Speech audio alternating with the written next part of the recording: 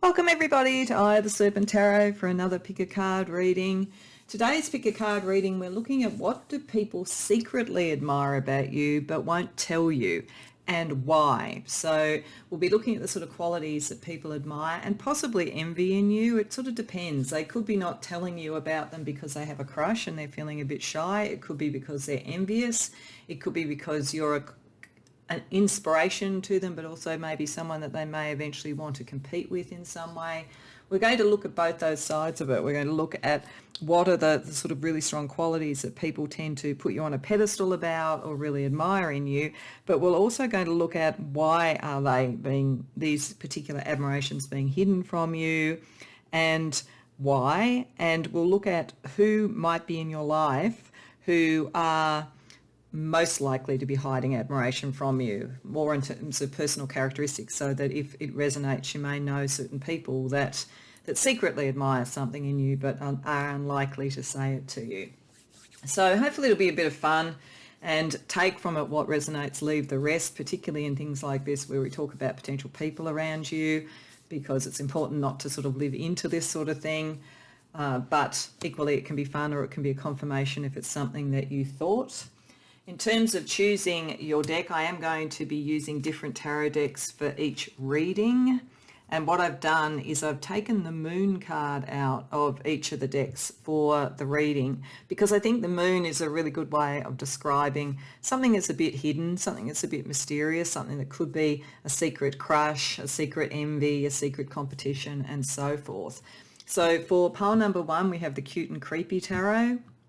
For pile number 2, we have the Venetian Carnival Tarot. For pile number 3, we have the Glitter and Gloom Tarot. And for pile number 4, we have the Movie Tarot. So one of these images may draw to you more than another. You may be familiar with the decks. You may particularly pick a number in the piles whenever you're choosing. Whatever works for you. Then the timestamps will be in the description box below, and I can meet you in your reading. And if you want to go to more than one, by all means do. Either way, I'll see you there. Welcome pile 1 to your reading. So this group of cards is to give us a bit of a sense of some of the qualities that you have that people may secretly admire or possibly envy. And there's a few really key things here. The first thing that, excuse me, jumps out at me with Sheila Nanig as being one of the energies around this, and she is the goddess of gateways, is that this card and her energy often comes up when someone is about to achieve something, step through the threshold in some way. So typical things could be graduating from college or university, it could be getting a promotion, it could be moving from being single to being married or moving in with someone. There are steps towards something, moving through something, almost that sense of having gone through an initiation and leveling up. So the first thing that this says to me is I think that many of you, if you come to the right pile, you may be in one or more aspects of your life leveling up. You may be having a glow up, as they talk about. You could be stepping into, as I say, sort of a higher level of responsibility, a promotion, a raise. It could be, as I say, finishing college or university. There's all of those sort of things, achieving something that is like a threshold to take you to something else. And it would say that there are people who see this and admire it.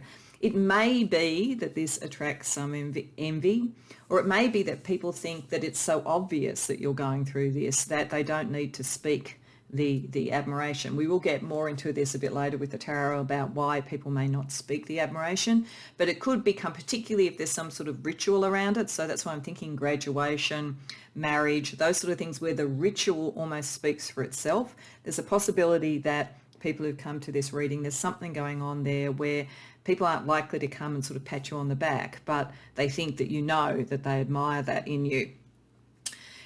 What they also admire in you is that you have a really strong sense of self and a really strong sense of being perfect and enough in yourself, regardless of the circumstances that you find yourself in. And there's a few cards in this that make me think this.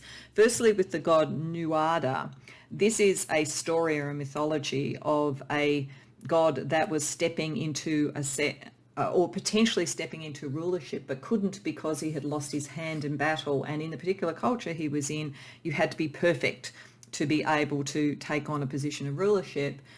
But what happens in the mythology is that an iron hand is created for him so that then he can be quote unquote whole. And we also have the self card here, which is about the sense of self and having a sense of self.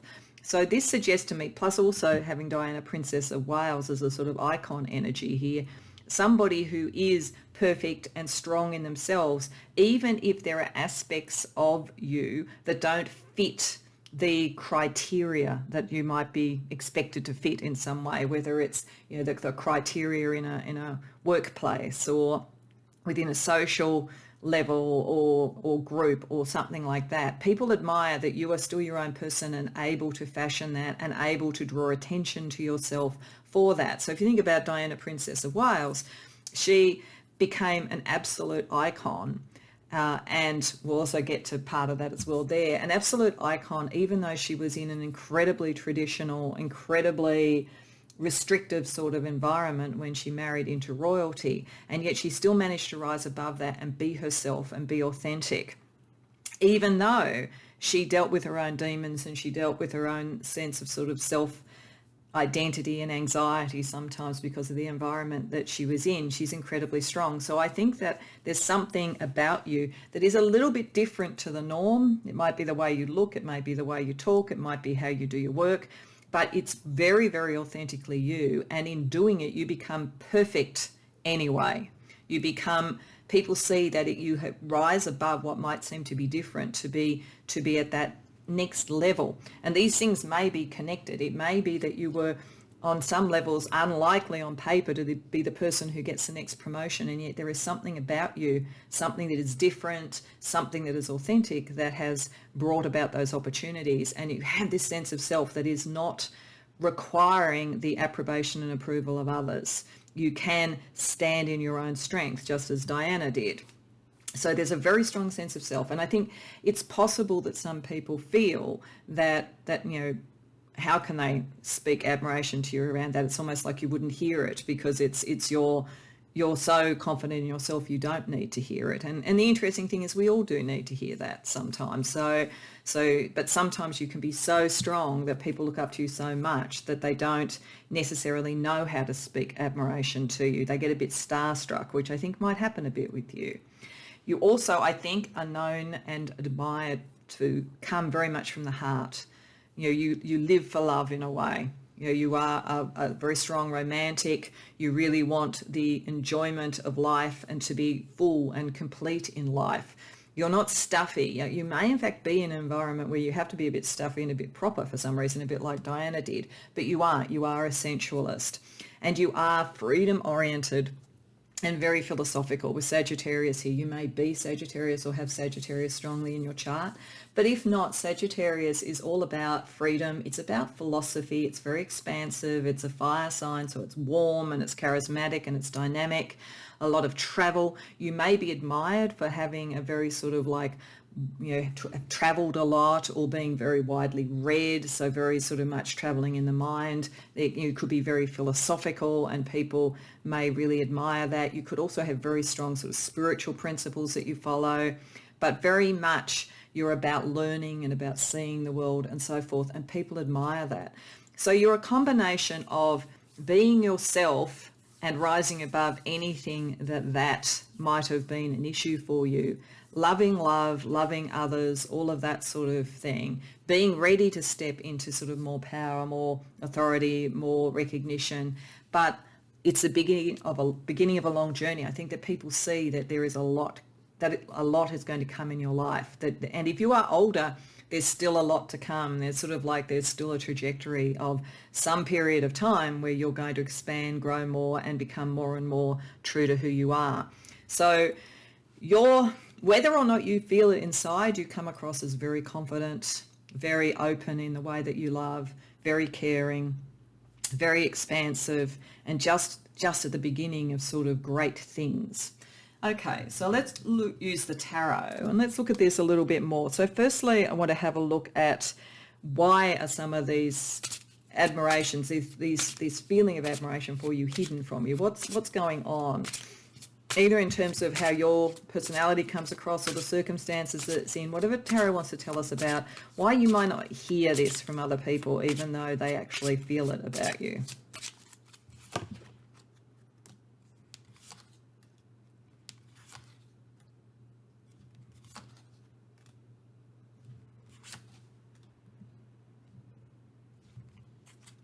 Okay, so one of the first things that jumps out here, and I think that Diana, Princess of Wales, is a perfect example of this, so it absolutely fits with what's showing here, is that there is something about the establishment. So it could be literally the establishment of where you work, it could be the sort of cultural environment you're in, it could be the social strata you're in, it could be anything.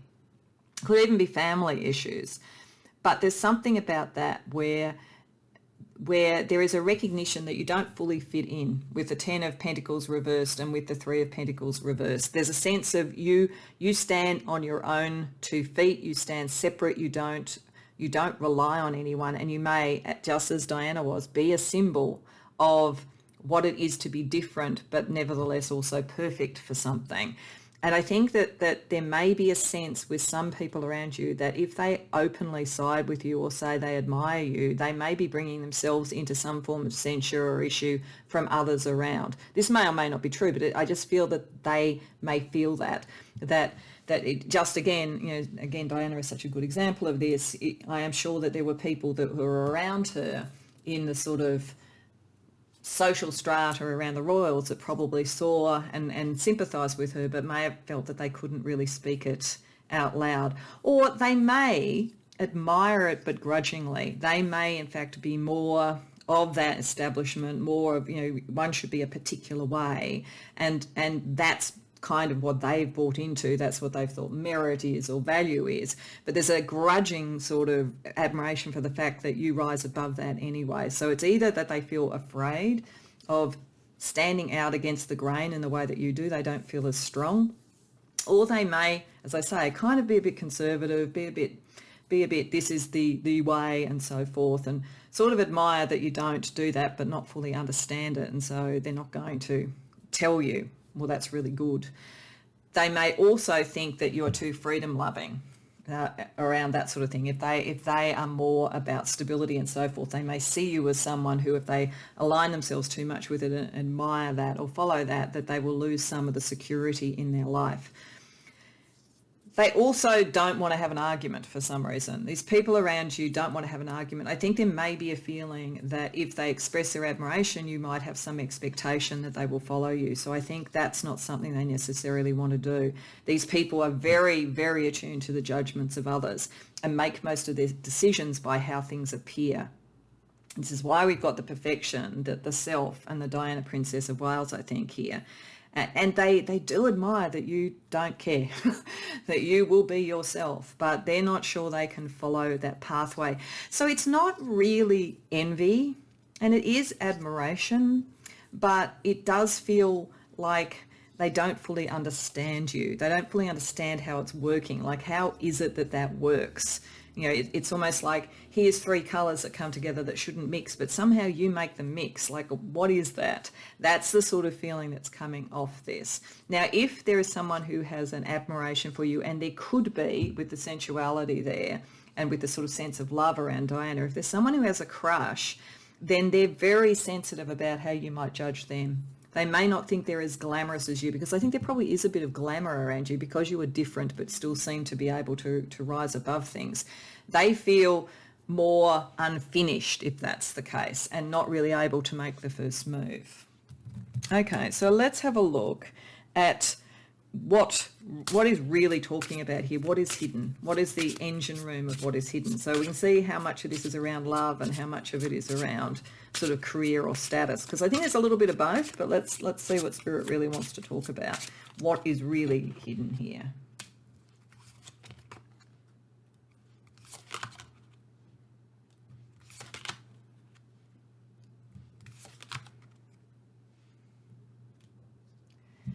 So the dominant thing, and it's only mildly dominant, is around material issues with the Knight of Pentacles and the 5 of Pentacles. So there is a lot of admiration around you, around the powers of the world, the structures of the world, money in the world, career, all of those sort of things. And there is a real admiration for your commitment to what you do and your capacity to stand separate. So there are a lot of people around you for work, career, or if you are just graduating or something like that, who can see that you're going to have a brilliant career because you somehow manage to have the commitment to what's necessary, but also to be able to stand in your own truth. So that's part of it. And in that, and this works for both things, the Queen of Wands, they see you as glamorous, like there is glamour. And so glamour for some makes them feel, I can't be at that level. I can't, I'm more conventional. I can't reach that. I admire it, but I don't even know how to talk about it. And I don't know if it would diminish me if I talked about it, is sort of the feeling there. But I do think there's at least one person with a crush on you with the Ace of Cups there. And I feel like the Death card here is picking up Scorpio influences more than the traditional death thing, which is not about death, but about change and choice. I feel like there's someone who's got quite a crush on you. In fact, it's quite an intense crush, and they really see you as an ideal.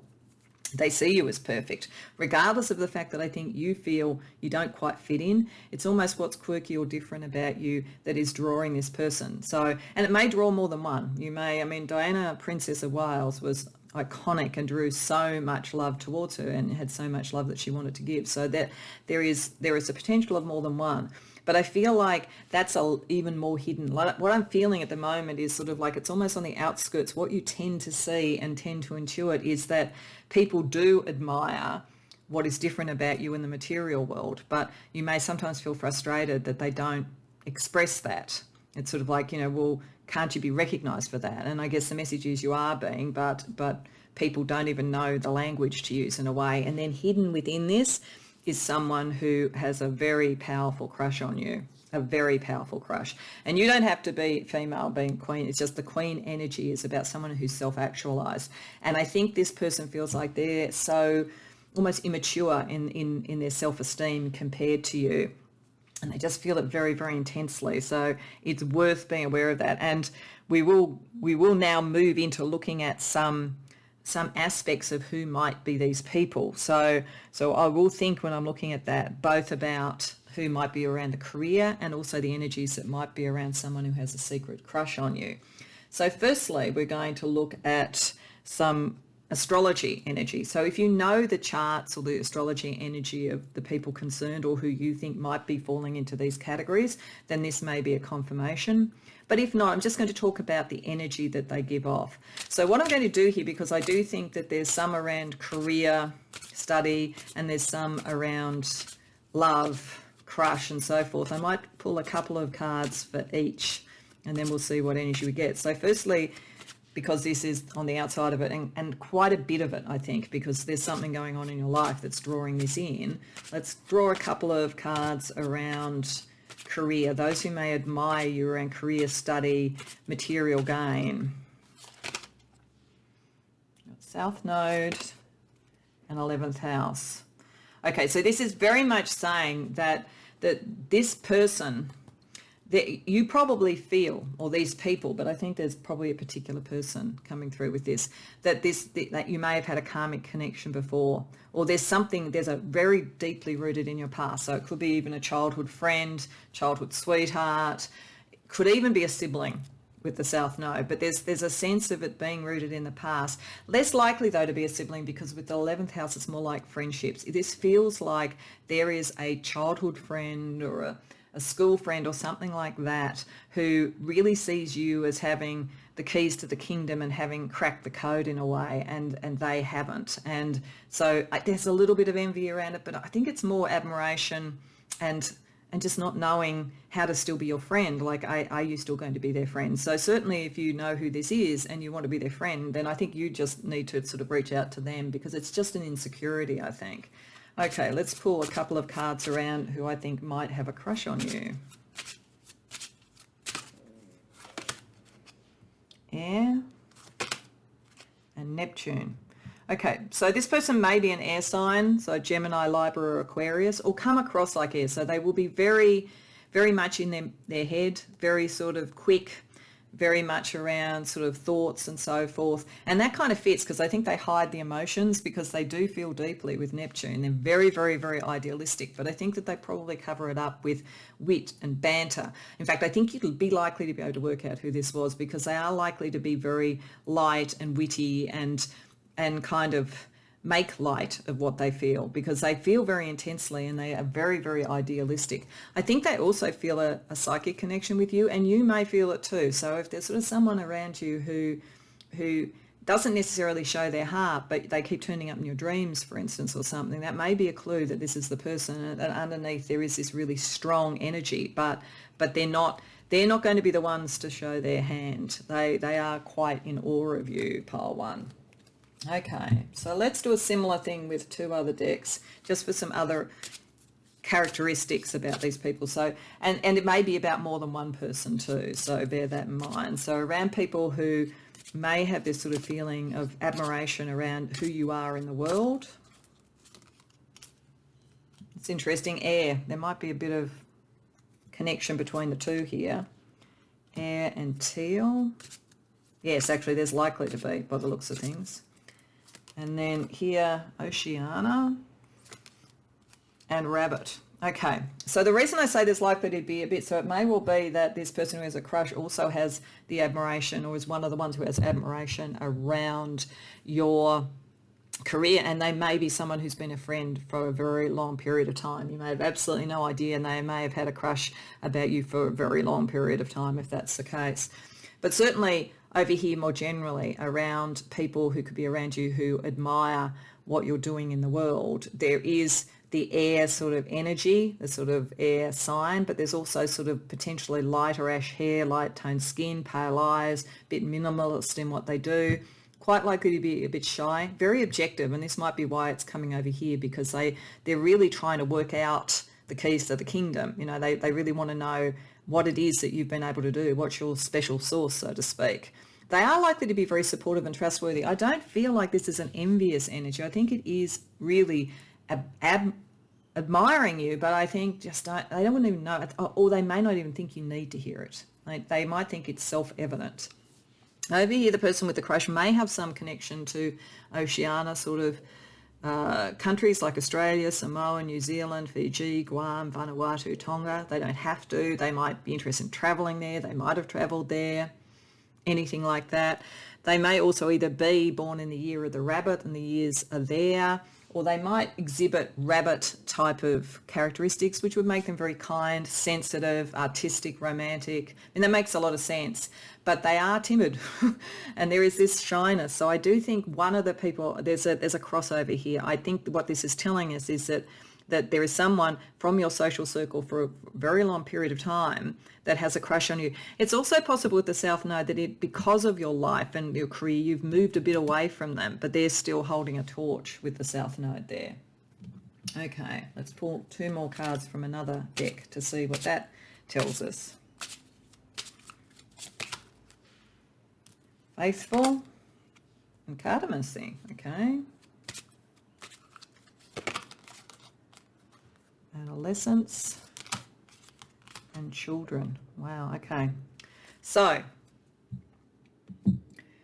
as I say, these people are faithful, they're good friends. I really don't get the sense in this that the admiration towards you is particularly anything to be worried about. The hiddenness of it does not hide some dark intent at all. The people, even those that are in awe of what you're achieving in your life, are faithful to you. Cardamancy may mean that they are into things like tarot, they're into that sort of thing, and divination. It may also be that you may find out more about this by looking at cardamancy and these sort of readings.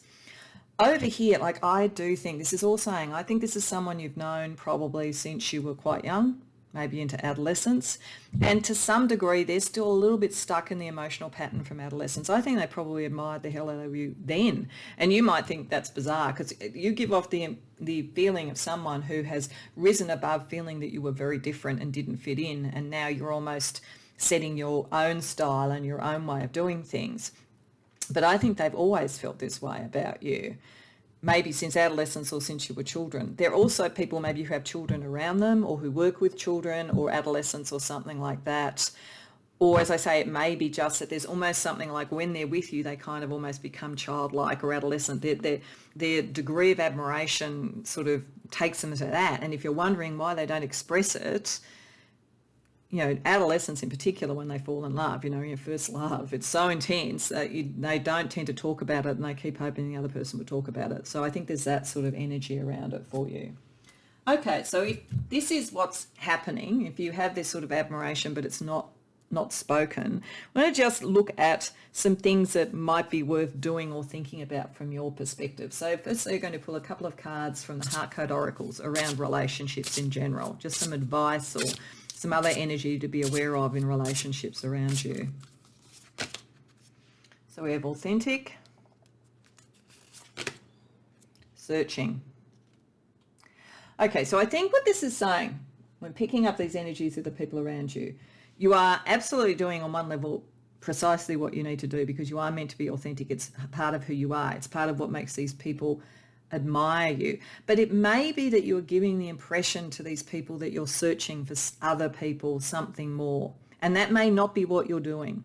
Your authenticity, I think, is your own journey and travel to yourself, not to other people and so forth. So if some of them feel they might be left behind, be aware that's a possibility, that you may, because you are so aspirational, inspirational to them, that it may well be that they think you're going to leave them behind because you're searching for something else. So maybe the silence is because they don't even know how they fit in your world anymore. So if there are people here that you want to cherish and keep in your life, and I think because you're very big-hearted you would want to, be aware that's something that's an undercurrent operating for you.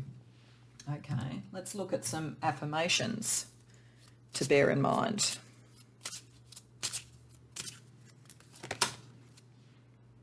Growing means taking little steps. Action is power. I actually think this might be something that you can subtly say to these people so that they feel that they can come on the journey with you, that they can do it too. It's sort of a kind of encouragement. Just take a step, do a step. They don't have to articulate all this stuff. They just need to start doing the sort of thing you did, which is becoming more authentic and searching for the inner core of the self. And we've also got everything you need is inside you, waiting to emerge. So it suggests there's even more in you. Now, having said that, when you already had this admiration, again, if you don't want to move so fast and so far away from everybody in your life, then make sure that you do this in a way that brings people with you. Okay, let's ask for some angel numbers before we close out with the musical oracles for a little bit of fun as a closing out. So let's just get you a couple of angel numbers around the energies of this admiration, this hidden admiration. So we have gratitude and potential. Yeah, this is, I think, the thing.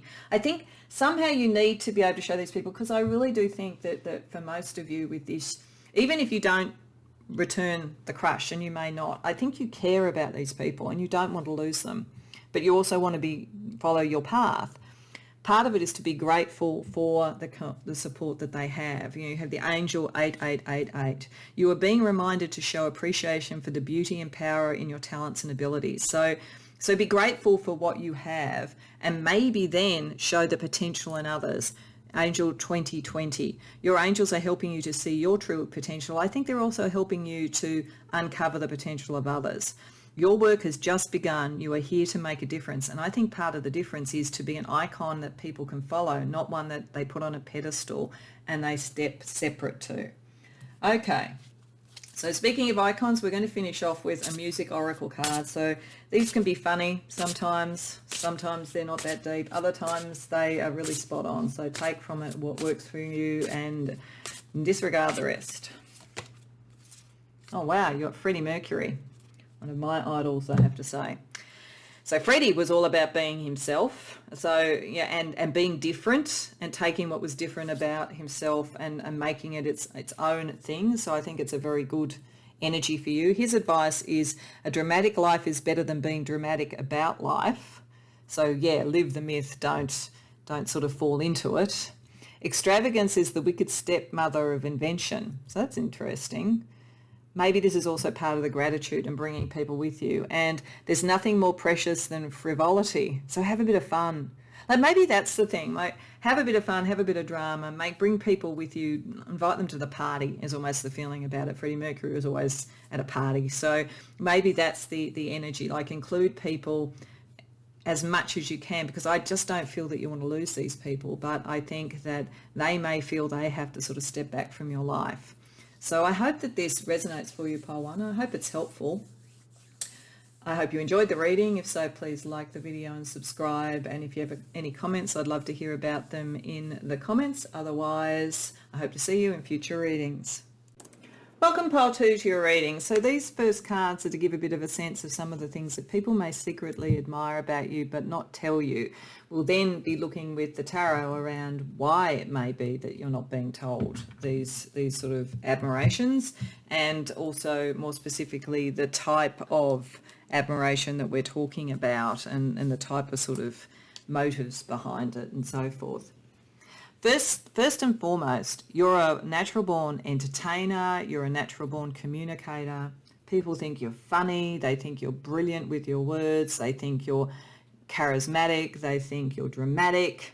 So there's all those sorts of energies around you. It could potentially be the life of the party if you're not. Sometimes people who are comedians, for instance, are actually quite shy. So if it doesn't come out as the life of the party, you certainly know how to say that the funny thing at the right moment. You're very, as I say, charismatic and dramatic. Many of you may be performers with this sort of energy. If not, there's something performative about the way that you operate, and people see you as someone who almost belongs on a stage or who is very entertaining. I do think that some of you, what I'm getting here, could draw some envy from people who feel like you are the person that everybody turns to and wants to listen to in a group and that kind of thing, because you are such a good communicator with Hermes or Mercury here. There is such a sense of that, very articulate, very quick, very funny. And also sometimes almost childlike, like you can have fun. Like you would be someone who would be your friends, their children's favourite sort of visitor. You can get to the childlike, you can get to the innocent, you can get to the fun, all of that sort of thing really easily. You can remember that. It doesn't mean that you're immature at all, but you can get to that innocence and so forth very, very simply. Very, very artistic as well. But you're also about causes, and you're also about things that are bigger than yourself. With Yoko Ono, there is a sort of sense of art being used for a cause. And with the Valkyries here with redemption, there is a side of you that, well, you love a redemptive arc for a start in stories and so forth. So you're someone who could forgive and draw up other people and so forth. You know, when there's been a big sort of battle or fight between friends, you're the one who could kind of go, you know what, let's have a bit of fun about that. You know, everybody means well, let's come back together, that sort of thing. So you're that sort of energy. You are a redemptive person. You have the strength. You can stand up for what you believe in. You can articulate it incredibly powerfully.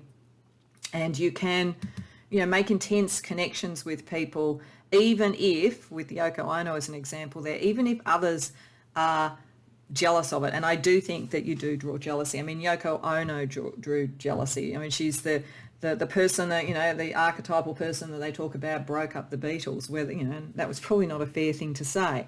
But that sort of sense of intensity, cause, brilliance, all of those sort of things that she had, the artistic sense and what that meant in terms of drawing in the love of John Lennon, is something that did draw some envy. So I think there's something about you that's a little bit disruptive and very, very individual, and people do admire it, but I think they're a little bit envious of it, and I think they're a little bit scared of it.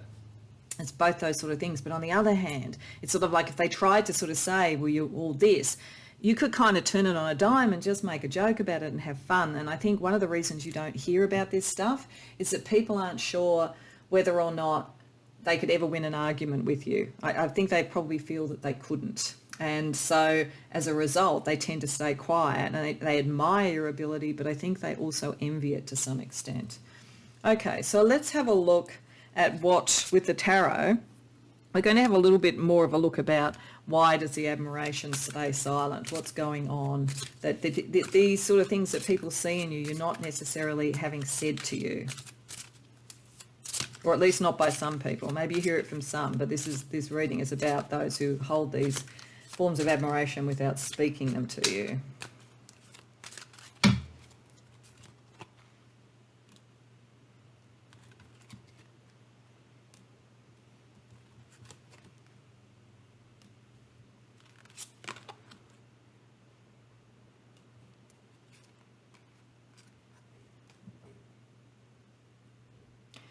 So for a start, Yoko Ono is interesting because there is something here where people do feel that you have a disruptive influence. You can break up groups. You're very, very independent, and there is a sort of a sense that they have that you might disconnect groups of people or whatever with new ideas. You might be disruptive influence and so forth. So they're not necessarily going to talk about all these great things or want to highlight your great qualities because they're worried about whether maybe they could lose friends to you or something like that. There is definitely somebody around you, and there might be more than one, but there's definitely at least one very envious person of you. And I think part of this envy is because they feel like you have been able to display with a sort of lightness of touch an emotional core and authenticity that they don't feel that they can do. They kind of want to be like you. There's actually a sense of this person that they want to mirror you or be like you, so that they would be very unhappy about having to admire you. They really want to kind of almost cannibalize that from you, but they're not you. So they don't have that wit, they don't have that lightness of touch that would do it.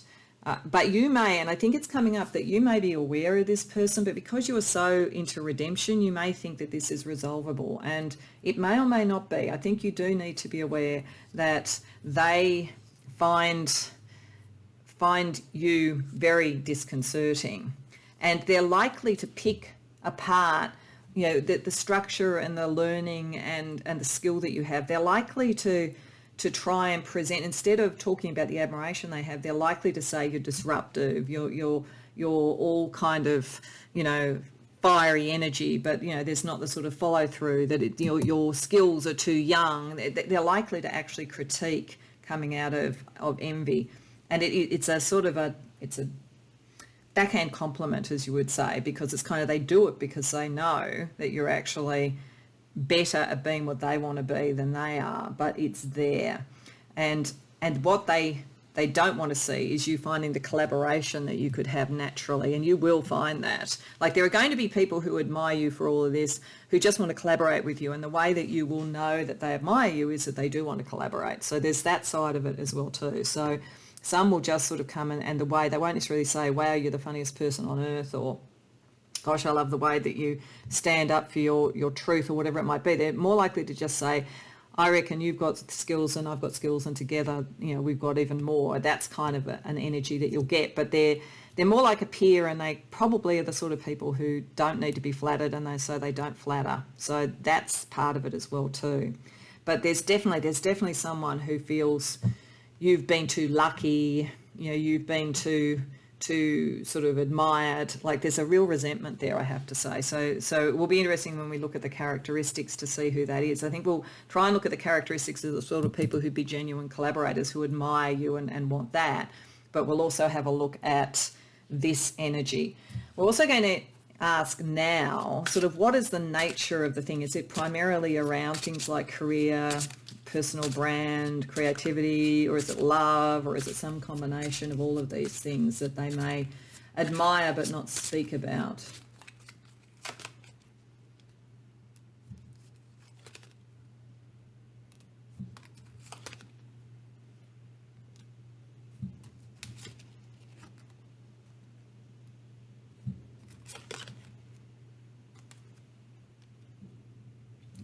Okay.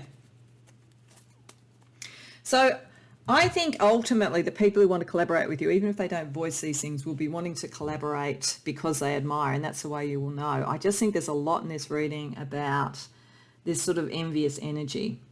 And it's one of two things with these sort of cards. One, it's an envious energy that comes about because you are with someone that they want, or they think that you could be with someone that they want, or you were with someone that they want. There could be something like that. Like, it wasn't fair, you got the person sort of thing. You really worry them. Like, it's really about who's the most attractive, who's the most lovable. There's that sort of energy. But I feel like there's a person, like a potential lover or an actual lover, that is triggering some of this.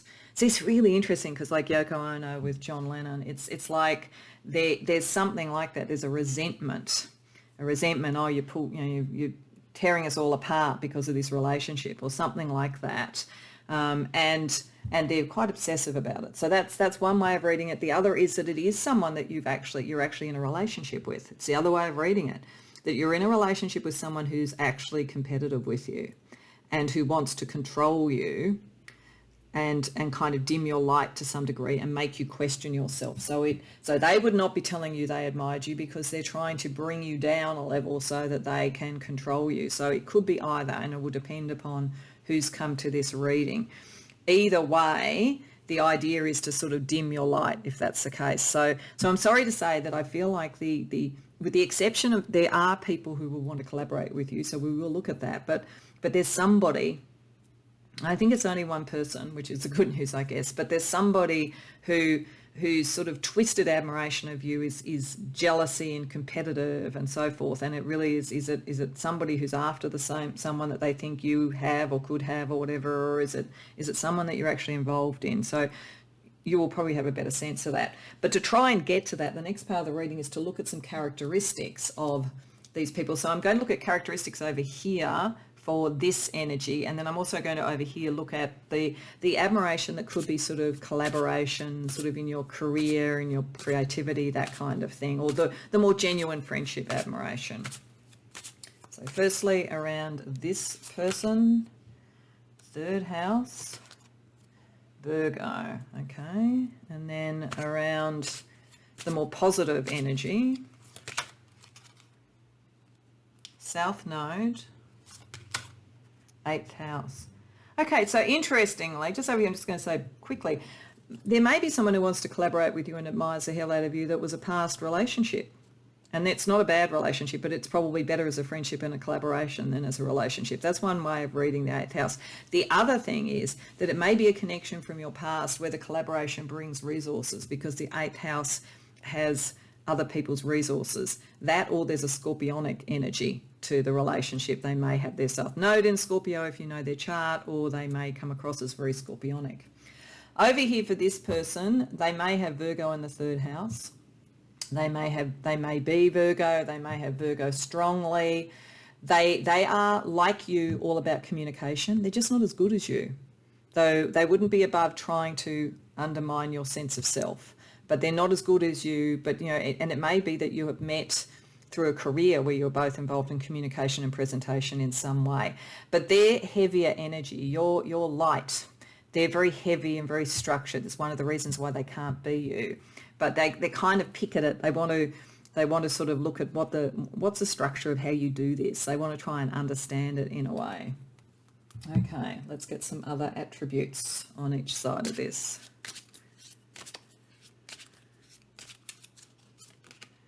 Here we have rainbow and dog. It's interesting. And then over here we have earth and pig. Okay, so we've got a bit of Chinese astrology coming up here. So here, this person, they may seem to be very much about diversity and all those things. They may genuinely be about that.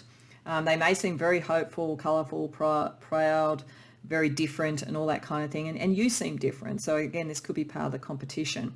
They want all the colours, though. I think that's what I'm getting with the rainbow. They want all the colours. You would pick up from them that they kind of, if you say you have something, they're going to one-up you. There's a friend of mine once talked about a kind of bring up to one-up conversation where somebody brings up something so that you'll respond about it so that they can one-up it.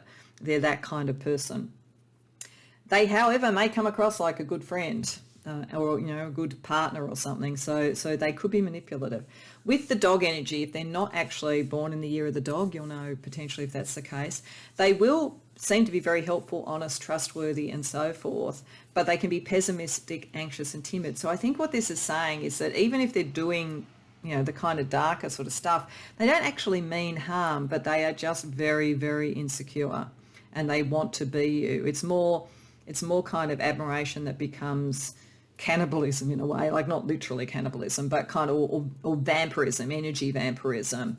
But they may come across as a good friend, they may come across as honest and reliable and so forth. So you just need to be aware this simmering thing is going on under the surface. But it may not even be that conscious. Like, particularly with that card coming there, I feel as though it's not, if you put the person on a lie detector test, they wouldn't say necessarily bad things about you, but it'd be more that they go, oh yes, that person's good, and I'm even this much more, and oh yes, they're this and I'm this, and they're like me, but I'm this. It's that kind of energy. All right, let's have a look. And over here, we have somebody earthy. There might be earth in their chart. They may look like this: hazel, brown eyes, brown or golden skin, thick hair, full lips. They may be born in the year of the pig, or they may have the sort of attributes of being caring, generous, outgoing, a bit impatient sometimes, a bit materialistic. They may be a bit materialistic, but I don't think that's a bad thing, because I think a collaboration energy with you, because you are so fiery, creative, and sort of like air oriented, it's kind of good to maybe have someone that also brings a sort of business sense to it. So I don't think that's really a problem. Let's have a look from another deck. Culinary arts, cartomancy, and water sign, beauty and fashion. Okay, so maybe this person likes good food. Maybe this person is a fantastic cook. Maybe this person works in the culinary arts, potentially. And or maybe they are into cartomancy, tarot reading, divination, that sort of thing. Or you can learn more about it from readings like this. Over here, this person, water sign, says picking up the Scorpio there. I wouldn't be surprised if this person has, Scorpio strongly in their chart, or comes across strongly as Scorpio.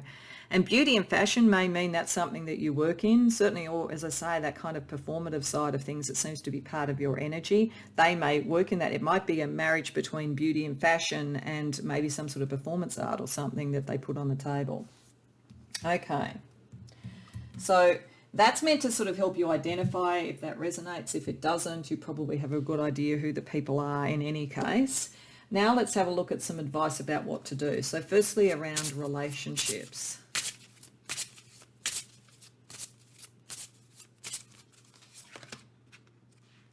Reach out.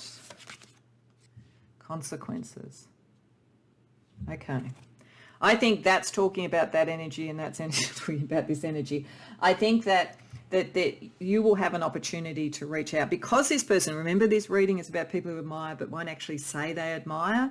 If you have a sense of who this might be, and you've maybe met the person a few times, or even if you knew them before or were in a relationship with them before, then if you reach out, you can make that connection, because they're not likely to speak it themselves. Remember that the whole thing about this is admiration that's not being said to you. On the other hand, over here, there are consequences around this. So you do need to be aware of the consequences, because that kind of admiration that is jealous and as I say, a little bit vampiric, can have consequences if you just give it free rein. And I think you might, because this person is someone who probably is a friend. I don't think you necessarily have to confront them about it. I don't think you necessarily have to push them out of your life, but I think you need to put a few boundaries around it so that they don't get into your head in some way. All right, let's see what affirmations Spirit wants to tell you about dealing with all these energies. Growing means taking little steps. Action is power. I think that came up for another reading. So just one step at a time. Just keep going on. Don't worry too much, I think is what this is saying. Being aware of it is probably all you need, really. Being aware and having some boundaries around potential consequences. And you are infinite. You will always be loved. So yeah, don't be worried. If this relationship does fall by the wayside, then it's probably time for that to happen. It probably wasn't something that you could do about it. And you will always be loved. You will always have others around you. You always have people who admire you without feeling threatened by you. We also want to ask for some angel numbers, and then we're going to close with the music oracles for you. So we have crossroads and completion. Okay, so crossroads, angel number 4545. Your angels are urging you to make important changes. Consider the options before you. This may be picking up the consequences. What decision will you make about this? Do you keep this person, if you know who it is, do you keep this person in your life and put some boundaries around it? Do you move on gently? What do you do? And then completion, just working out and finalising that decision. Angel 999, you are being nudged to finish what you started. Completion will unlock opportunities and life lessons for you. So if there's anything in all this, if you're sensing some of this and so forth, and it's stopping you from taking the next step about what you want to do, don't let it do it. You are meant to sort of take the next step around your career, your brand, whatever it might be. Okay, so last but not least, we're going to pull a card from the Music Oracles, which is a bit of a fun deck. It may or may not be deep in what it comes up with, so it could just be a little bit amusing. Take or leave what it has. Just meant to be a kind of an energy around, you know, icons and people who are admired and what advice they might have for you. Got David Bowie. So there, you're the original, you know, the brilliant mind, the mercurial mind, the person one step ahead, that sort of fits. David's advice is never lower your mask until you have another ready beneath. I think that's a piece of advice around those that may vampirize you. He also says cultivate strangeness and beauty will follow. Well, that's interesting because you've got beauty and fashion over here. So if you have someone in mind over here that you think actually I would like them to collaborate and I need to draw them in, then maybe sort of really emphasising what's different about what you do helps to bring that in. And seek the truth floating far above the moon. Well, it sounds very profound. I'm not sure exactly what it means, but that may mean something to you, or it just might be a nice poetic way to finish the reading. Either way, I hope, Pile 2, that you enjoyed the reading. If so, please like and subscribe. And if you have any comments, I'd love to hear about it in the comments. Otherwise, I hope to see you in future readings. Welcome, Pile 3, to your reading. So these cards are meant to give me a bit of a sense about what it is that people admire about you, but they're not telling you that they admire about you. We'll then use tarot to have a look at why that might be and what areas of your life it particularly comes up in. So this is interesting. There's a couple of really strong things that come out here. Firstly, they admire in you your caregiving, your support, your nurturing, your capacity to have a good home and family, if that's something that's in your life at the moment, or if not, your real sense of who you are and knowing who you are with the fourth house and the connectedness you have to your community or to causes or to what you believe in. There is a real integration, in fact, between your political and social sort of viewpoints and who you are at home, who you are at base. You're very authentic on that level, and you are very much someone who cares about others, who nurtures others and looks after others, and who looks for peace and for a sense of freedom and everybody to be treated fairly. Now, this talks about the Democrats, not necessarily about the Democrat in terms of a Democrat versus a Republican, though you may well be a Democrat. You don't have to be, though. This card is really talking about the concept of democracy, the concept of everybody having a voice, equal distribution, all of those sorts of energies and thoughts. And this goes with your caregiving sense and the fact that you walk the talk. So people really admire that you walk the talk and that you can bring peace with white buffalo women into maybe contentious areas and take care of people and be kind as you do it. You're very inventive. You're able to look at the solutions and the ways to bring things together. You're a natural negotiator. You're a natural peacemaker, as I say. You're the sort of person who could go into a room with people who are in a heated argument, listen to both sides for a while and then mediate and bring the sides together and make both feel respected and heard. So there's a great deal of admiration for your kindness and your balance and your integrity, but also for a kind of fierceness that you have with Rihanna. I mean, Rihanna is a very powerful, strong sort of icon in terms of singing feminine power, divine feminine. You don't have to be a woman, but there's a sense of strength as well as the creative and sensual aspects of being a woman associated with Rihanna. So whatever gender you identify with, that's not really the issue. It's just that kind of sense about you that I think connects to the white buffalo woman. I think there's actually a real connection between her energy and the energy of the white buffalo woman and the peace bringing. So it's that aspect of it. It's the creative flair and the inventiveness. And also with Vulcan, there is that sense of the hard work and being prepared to put the hard work in. So I think that you're admired for social causes, for, as I say, walking the talk, for looking after others, for being a peacemaker. And maybe, we'll see what the cards say, but maybe the reason that people don't articulate this to you is that they think it should be self-evident. I'm not instantly getting a sense of this, of people not telling you they admire you because they're envious. It feels more like you fulfill a type of role that people admire, but they think that you just should know. Like it's just so obvious that you're a good person, sort of thing. So let's ask the tarot for a little bit more detail about this. If people are really admiring this sort of sense of peacekeeping, balance, caring, authenticity, cleverness, fierceness, that kind of combination that you have, what is the reason that maybe this isn't being articulated to you?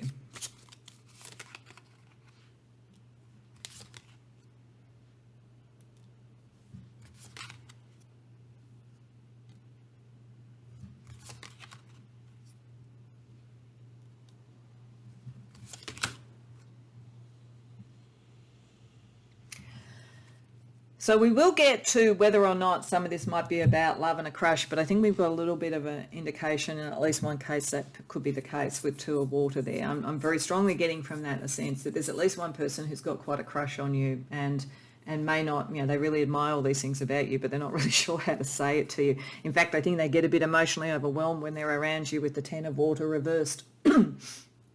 So there's something like that. But I also think that excuse me. I also think that one of the reasons that people don't say this to you is that they look to you to say things. They look to you as the Ace of Air to be the person who comes with the ideas, the way to find the way to peace, the way to sort of, bring us to a better world and all that kind of thing. And they see with the Creative of Fire, which is like the Page of Wands, that you have a sort of dynamism and a charisma. You are going to lead out. It's like you appear to be so sure about what you do, but you are open to debate, because with the Ruler of Earth, which is like the combination of the King and Queen in this particular deck of Pentacles, you don't have a fixed view on what the ultimate material thing is. You're about the process. You're about the discussion. So I think that people think what you want them to talk about is the issues rather than them. I think there's a side of you that comes across like, I'm not the point here, all of this is the point.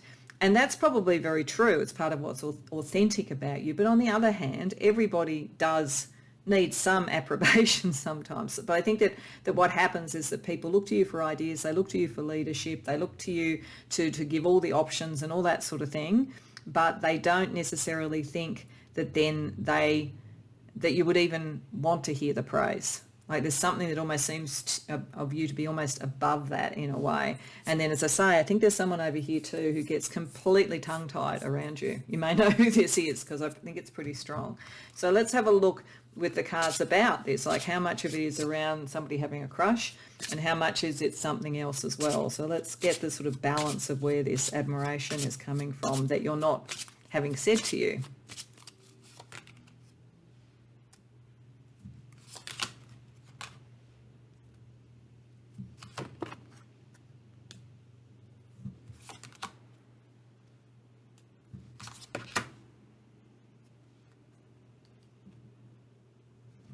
Okay, so quite a bit of this is around whatever cause you're looking at. I think if you've come to the right reading, you are somebody who has a cause, who has very strong political beliefs. And I think that you are at the moment working in a scenario that is quite contentious, or you go into scenarios that are quite contentious and you fix them up. And that's very strongly there. So it's like a lot of the people that you deal with, maybe you're a bit of a workaholic actually, a lot of the people that you deal with, they are almost like clients, or they're people that you're negotiating with.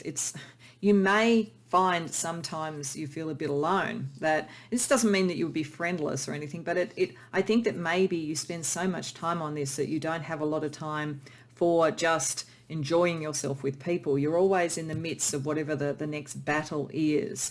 And you've got a really strong sense about wanting to make people feel better about themselves. So you're very much the caregiver. There is a potential issue here for you, I think, about getting your life in balance, that you also need to be able to allow people to look after you. But I just feel like you fill up so much of your time and your mind with helping other people that you're kind of letting your own emotional stuff drain out. This person who's got a crush on you, I think may have come to you via some sort of injustice that you helped with, because it looks like they've come over something that was about a cause, about something legal, something like that. And they developed a crush on you, but they're not able to speak it. I think, maybe they were a client, or, as I say, just a cause that you had, and they sort of feel that's all you'll ever see in them, but they just love you to bits, to be honest, but they're very tongue-tied around you. I think they always were. You may have found with this person, when you were trying to sort of help them and deal with stuff, that they weren't very communicative in general. It might have been hard to really know how to help them, but it's because of the amount of emotion that you were actually stirring up in them. So there's one side of this which is around people who are in the middle of the battle and you're helping them with the battle, and they admire the hell out of you, but they're not talking to you about it because they're just looking you to lead out. And we'll have a look at some aspects about them over here. And then there is this person, I think, who may have been formerly part of this group, but who has a very emotional connection to you. So what we're going to do is try and identify them a bit. So we're going to start with some astrology for each of those categories, and then some other cards that look at different personal characteristics, just to see if we can work out who it is. And this is a collective reading, so some of this may hit and some of it may not. Okay, so firstly, a couple of astrology cards around the people who I think that you kind of are in the battle with, in the cause with. Leo and waxing crescent. Okay, and then around the person, or people, there could be more than one, but I think there's definitely one very strong crush, very strong secret admirer. You have 11th house and mutable.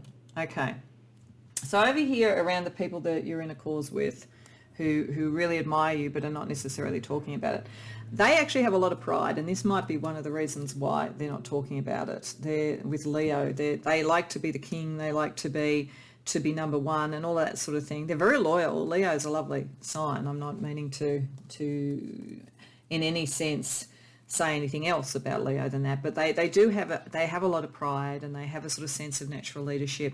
I think that there's at least one person around this group who possibly was a leader in their cause or in their organisation or whatever it might be, that admires a lot about you, but wouldn't necessarily say it because maybe even you are somebody who they've brought in to help with something. There's that kind of feeling around it, and they're in the process of trying to set what their intentions are and really and align what their normal self-confidence is with whatever you're bringing to the table. So they're much more likely to talk to you about strategy than they are about their admiration. But the fact that they talk to you about strategy, the fact that they listen to your advice, for this person who's used to being a leader, tells you a lot. And you may well find this type quite often. I just get a sense that quite a few of you in one form or another might work in fields where you're dealing with very powerful people and prideful people, but the way that they express to you their admiration is by including you in planning.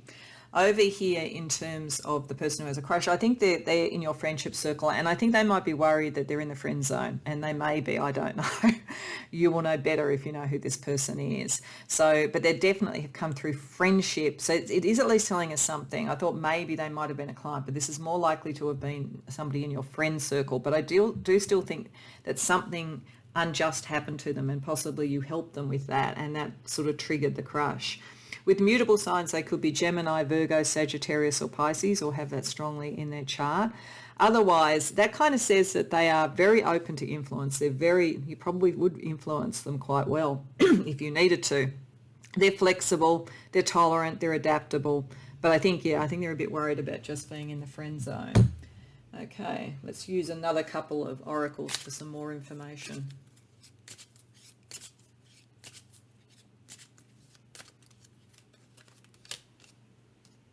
Goat and yellow.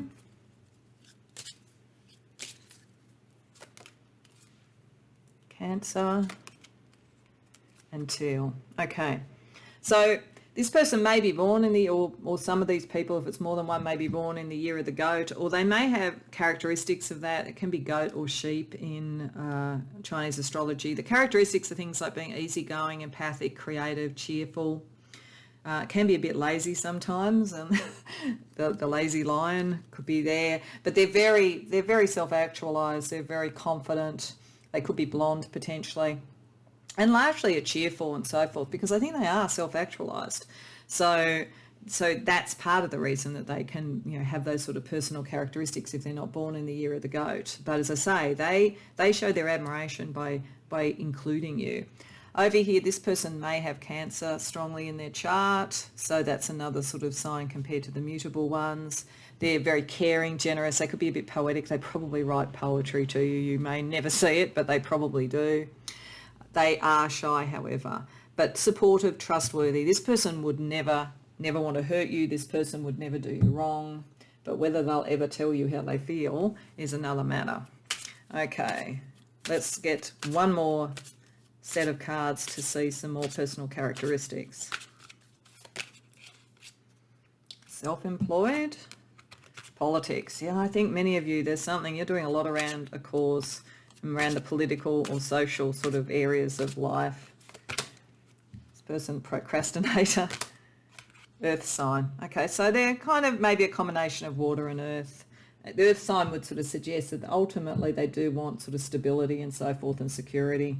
So, I mean, and I think probably it's a bit difficult for earth signs to have a crush, because they do want the security that's a little bit hard to get when you're in crush zone. So, and they procrastinate. So one of the things that they may do that generally, so it might help you identify who the person is, or it might be that they procrastinate about, declaring themselves, because in fact they're really shy and they don't really know how to do it. Over here with these people, as I say, I think that yes, there could be political leaders, there could be people that are community organisations, community organisers, that kind of thing. Some may be self-employed, and so you're sort of coming in to help them with sort of disputes. It's possible that some of the people who've come to this reading might be lawyers actually, but you don't have to be. But there's certainly that sort of sense of helping the business people. This feels very business oriented, but also for you potentially political as well. All right, so that's some explanation of the people. Let's now get some advice for you. So firstly, around just relationship energy to bear in mind with these people who admire you but won't necessarily articulate it. Assumption, bystander. Okay, so I think assumption, this works both ways.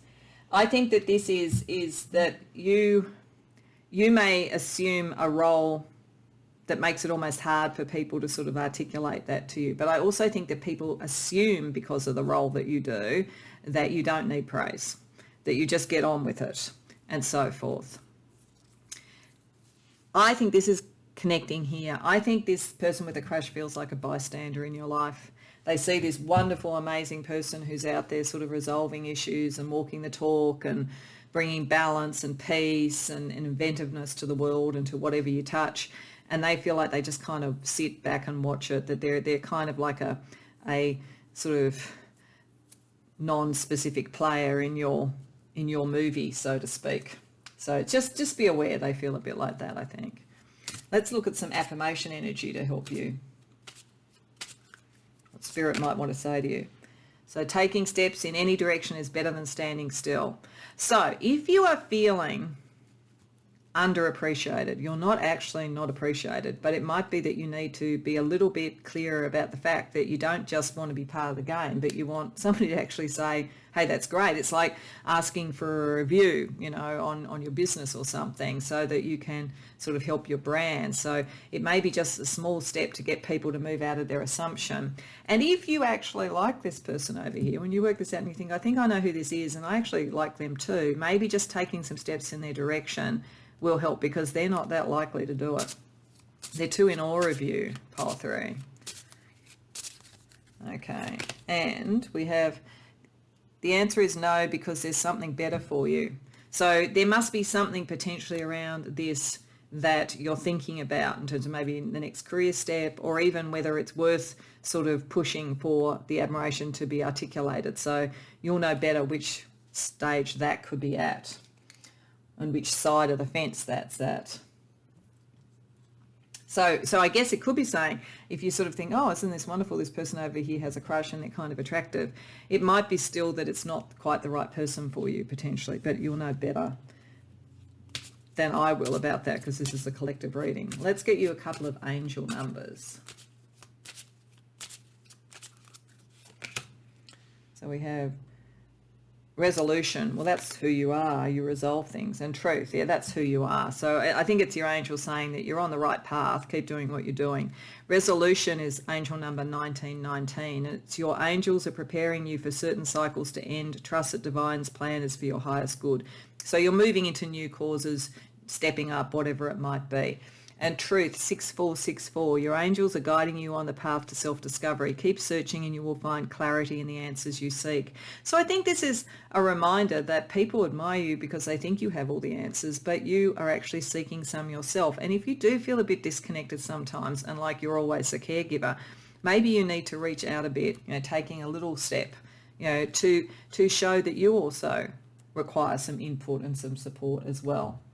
Okay, so to finish off, we're going to use the music oracles, and this is just a bit of a fun oracle. Sometimes it can just be funny, but I just thought it was a good thing to use an icon. We start with an icon from another deck with Rihanna, but let's finish off with another music oracle in this case to sort of see another icon talking to you for what is iconic in you and what people admire but possibly feel a bit starstruck to talk about. We've got Madonna. Okay. So very strong, very kind of, they're not the same in terms of music at all, but a similar sort of, like divine feminine fierceness or whatever. Her advice is everyone is entitled to your opinion. So that may be a little bit of a thing of like you are so good at what you do and you're so articulate and you're so able to walk the talk. Remember that people might feel overawed by that and you may not always get all the input that you need because people don't feel like they can speak. Then pleasure without permission can be the greatest pleasure of all. So I'm not really sure what that means around this, except maybe, have a little bit more fun. Don't just always be on a course. And she says, you are and always will be your own work in progress. So yes, this is about you becoming more and more you. Remember the fourth house. And so you have to stay true to that and not rely on the admiration of others being articulated. But if you do feel that you want that to be more the case, then I think that you do need to kind of maybe sort of lighten up, have a bit of fun, and then gently kind of like indicate that you'd like some input as well. So pile 3, I hope that resonates for you. I hope you enjoyed the reading. If so, please like the video and subscribe. And if you have any comments, I'd love to hear about it in the comments. Otherwise, I hope to see you in future readings. Welcome pile 4 to your reading. So these first cards are to give me a bit of a sense of some of the qualities that people may admire in you, but they don't tell you about. We'll then use tarot to try and work out why they might not tell you, and also what kind of admiration we're talking about here. Is it a crush? Is it envy? Is it something else? So there's a couple of really strong energies here. The first thing is there is something highly strategic and skillful about you, and that's picking up Athena here. Very, very sharp mind, very, very bright and very skillful, very, very talented. You will have one or more talents. My guess is that you're multi-talented. And something in that helps liberate yourself and potentially other people. It could be liberation from a particular cultural norm. It could be liberation from some rules and regulations. It could be political liberation. It could be liberation from relationships that aren't working. But there is a combination of great skill, knowledge and strategy that is about freedom and creates freedom, and that aligns more to a much higher sense of faith, destiny, and a kind of philosophical purity, because we have the 9th house there. Also very, very strong higher learning with the skill here. I think that many of you take the time and you learn things very, very well. You achieve mastery in more than one thing. I think you probably have already done it and you will do it over a number of times in this life, and people will really admire that. They will see you as highly proficient, highly strategic, a great problem solver. But they'll also see you as a bit different and able to stand on your own and very intense. Some of you will draw very intense romantic feelings, maybe bordering on obsessional with Emily Bronte, because of course she was the authoress of Wuthering Heights.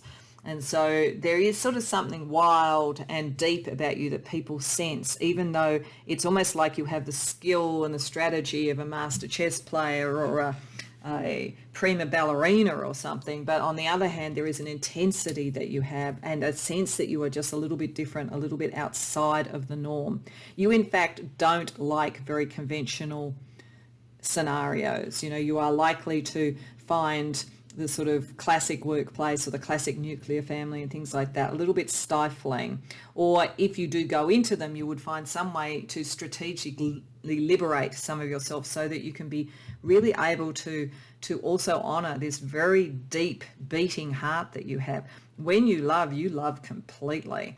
The only issue is that you might do so in such a way that you almost take yourself out of the dating game. It has to be all or nothing or whatever. And some people do admire that in you. They admire the fact that nothing is half measures with you. You're not half measures in learning and developing skills. You're not half measures in staying free. And you're certainly not half measures in relationships, even if that means that you somehow go against the grain or against the norm. So people do think you're incredibly strong, incredibly skillful, and incredibly deep. They might find you a little bit scary or a bit intense at times. You may be highly scorpionic actually with some of this energy, Scorpio and Sagittarius potentially, but you don't have to be. But that's the sort of energy. It's the person who's prepared to be very different, very deep, the person who doesn't go half at anything, gets the skills and so forth, and then learns how to take a multitude. I think you're multi-talented, a multitude of skills and masteries and take it into a strategic arena so that you can really do whatever you want to do. One of your challenges might actually be working out what it is that you want to do, because there's any number of things that you could do. So that is undoubtedly going to draw admiration, but let's sort of ask why it is that you may not hear about this, like why people might not speak their admiration of these things. And it's not to say some people might, so if that's sort of already happened, then some people have, but there is obviously for this reading some people who admire this in you for one or more reasons and they're not telling you. So let's see if we can work out with tarot why that is.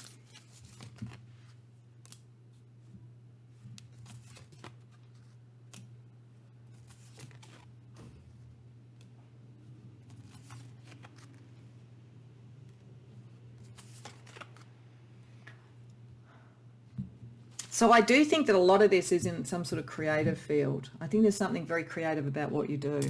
I think that's why I sort of get that sense like the prima ballerina, the sort of intense writer. I'm getting like screenplays, music, that kind of thing. If you aren't in a creative field, there's something creative about what you do. But the reason you're not hearing this, partly it's creative competition. Like there are others who want to have that intensity and that skill, and they maybe feel that they don't. So if they tell you, it's almost like they articulate it and they have to realise that they're not at that level.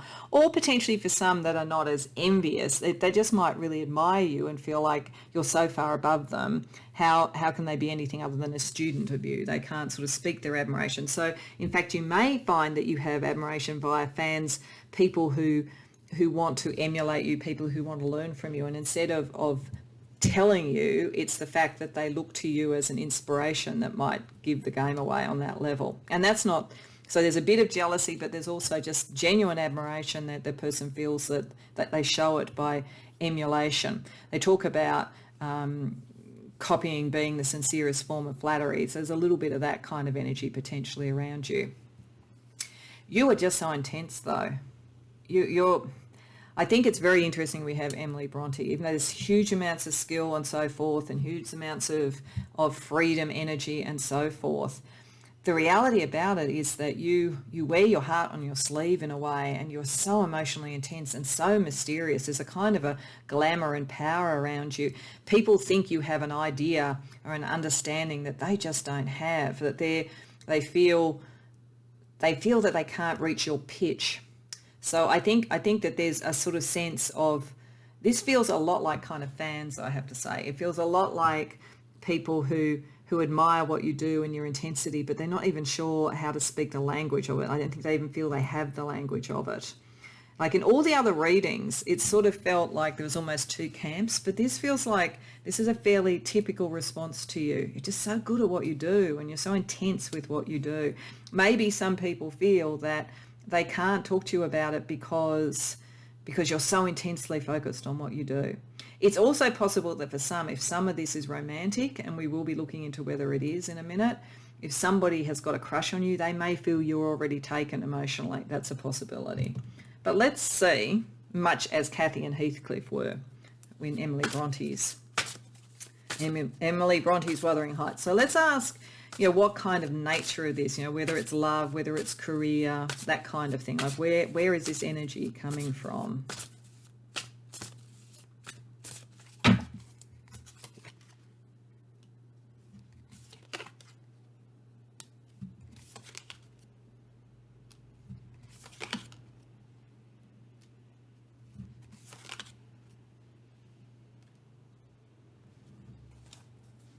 Okay. So I think over here there is somebody who would like to be like you, but they're a lot more shy. They need to come out a lot more and develop their skills a lot more. I don't feel like it's like envy in a major level, but I feel like it is around the skills that you've developed. This person sees you as someone self-actualized, and they would like to do that, but they have quite a bit of work to do, and part of that is working out even what they want emotionally. So the reason they're not talking to you is they haven't really worked out who they want to be, and I think they would be a bit concerned that if they talk to you now, it would just sound like they want to be a carbon copy of you, and that's not what's going on. So you're likely to get the sense of who this is and how they admire you, not by them saying, wow, I love your skills or whatever, but almost by asking you for your advice on how to develop their own. It sort of has more of that kind of feeling about it, but they're a little bit shy. They haven't come forward to say that yet. There is a possibility here of someone who feels that they could love you, but they aren't the one. Like I think if there's a crush, and there may well be a crush, you are either taken, or they see you as just so far above them and it's not possible, or they think that there's someone around. The magician here who is more at your level of skill and energy and so forth. So there may be a secret admirer, but I feel like either you're with someone and so you're not available, or they feel that they could never reach that level. So let's have a look to get a little bit more information about this. So I'm going to be particularly trying to look at the attributes, because I think there's a broader level here where you, as I say, you've got fans or followers or something. But this has picked up someone who maybe would be almost like a protege if they get to the point that they can ask for your advice. And this is, I think, someone who doesn't feel they're in your league but has a crush. So let's see if we can get a little bit more information on each of these. So we will start with some astrology information on each.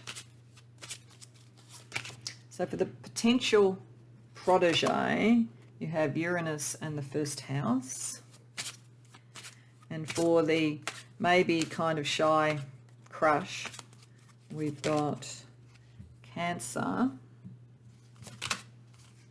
and ninth house.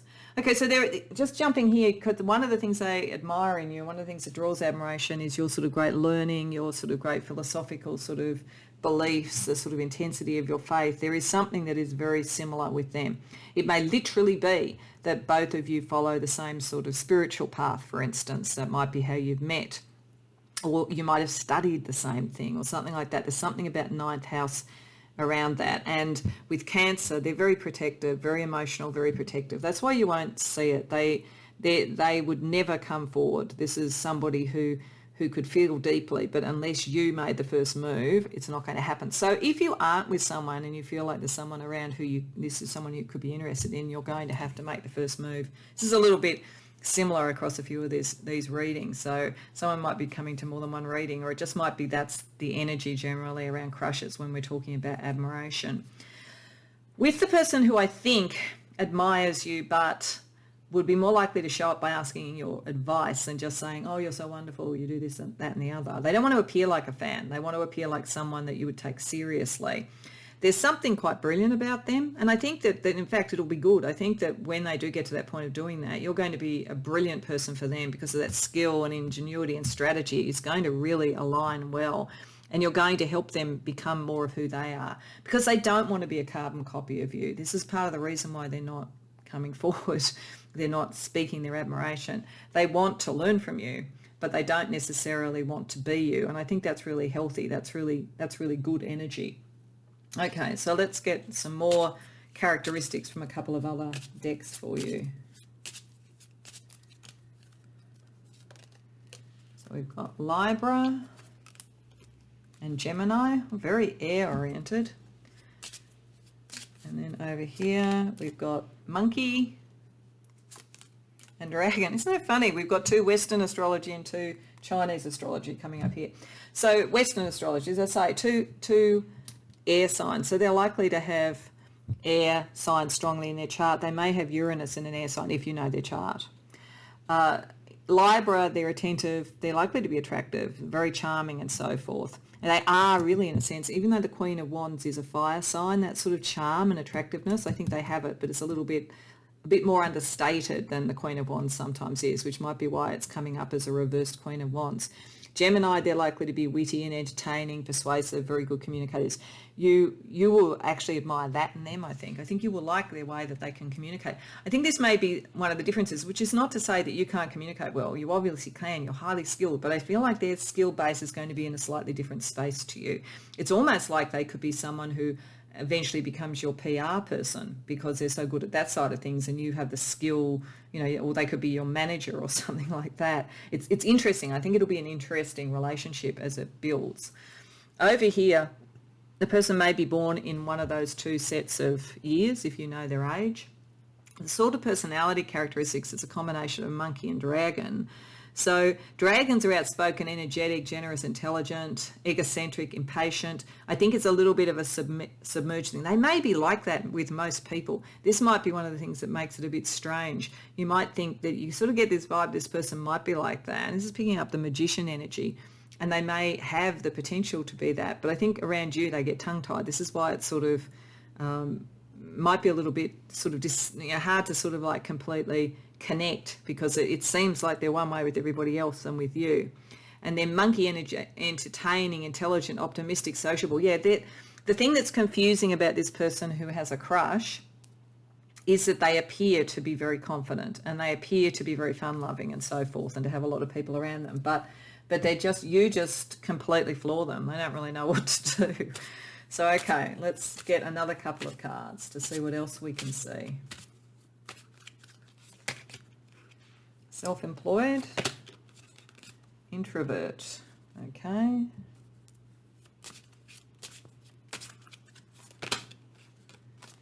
Tan complexion, skillful.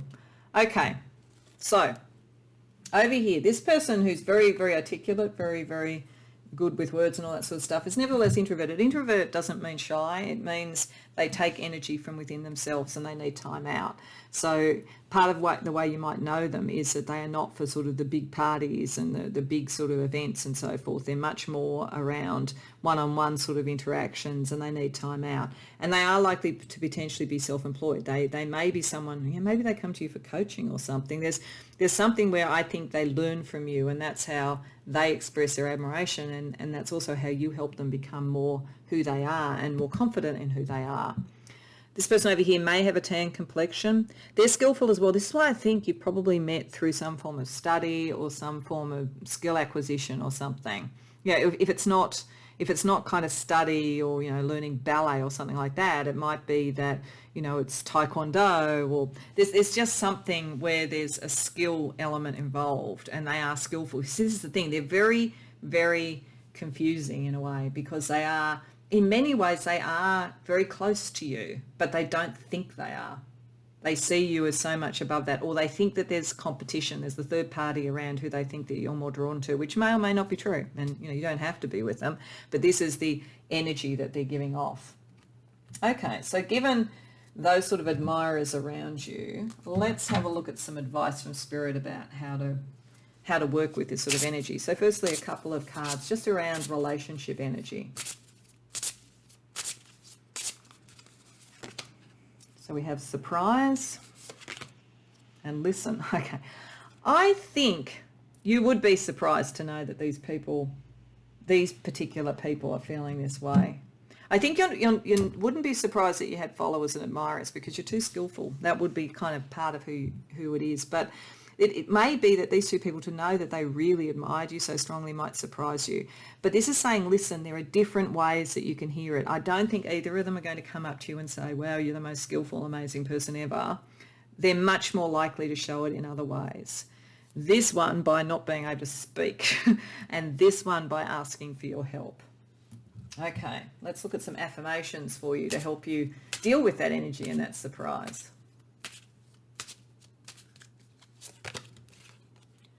Good things come to those who work their butt off. Well, this is, I think this is saying you deserve all this admiration. So, don't be surprised, literally. And then you get to write your story any way you want. And so, and Emily Bronte was an author. Maybe you're an author. Maybe that's what your skill is. Or it is about the fact that other people's opinions don't really matter that much. You will find many people who admire you, but one of the things they will admire is that you are your own narrative, you are your own liberator, and so forth. All right, let's ask for some angel numbers for you, some angelic advice. We've got influence, and so I think you're highly influential, and independence, because you want to be independent. This is the other thing too. I think that part of what people do admire is your independence, is your capacity to be the outsider and so forth. So again, don't be surprised if people won't articulate something, if they feel that they might be somehow, you might feel that they're stifling them that they're stifling you in some way. So influence, the angel 72. Your angels encourage you to lead by example in everything you do. You are being called to be an inspiration and guide to others. And then independence, angel 1717. Your angels are reminding you to depend on yourself, stand up for yourself and do the right thing. So you don't need the approval of everybody else. And it may also be something that you need to show other people and they will learn from you. It's something that you can influence other people in becoming more who they are, particularly this person with the first house. Okay, so to finish off pile 4, we just want to do something a bit humorous and pull a card from the Music Oracle. So this deck's a little bit humorous, as I say, so it might be all very tongue-in-cheek or it might be very deep. We'll just see what you get, take from it what works, leave the rest. Nick Cave, wow. So if you're Australian, you'll particularly know Nick Cave. But I think he's pretty well known internationally as well too. Very deep, very Emily Bronte. He's like the kind of Heathcliff of Australian music, really. Very much goes to the depths, just like you do. His advice is, be sure to be the last guest at the cannibals' dinner party. Okay, so I think what that's talking about is that some people may try and sort of draw from you and be you. I think also, however, the key message in this is a lot of that is fans and you can keep it kind of at a distance. And these people are not going to try and sort of vampirize or cannibalize you. This person wants to be their own person, but they just want to learn how to be that skillful and what advice you can give. And this person, as I say, has a crush. We've got embrace your limitations to become a wonderful disaster. So I guess that just might be saying that, be true to your deep beating heart. And waiting for inspiration is just waiting. I don't think you would, to be frank, but waiting for people to inspire you by telling you how much they admire you, that's not the way you're going to get this. You need to listen for the different ways that people show that admiration. So I hope that resonated for you, pile 4. I hope you enjoyed the reading. If so, please like and subscribe. And if you care to share in the comments, I'd love to hear about it. Otherwise, I hope to see you in future readings.